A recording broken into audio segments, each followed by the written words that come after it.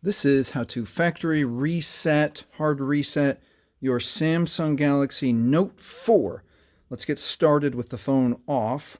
We're going to hold volume up, the home button, and power all at the same time. 1, 2, 3, go. And we're going to let go as soon as we feel the vibration and see the Samsung logo. This blue means you've done it correctly. So now you can choose to wait during this Android installing system update. It takes a moment. I'm going to push pause and be right back.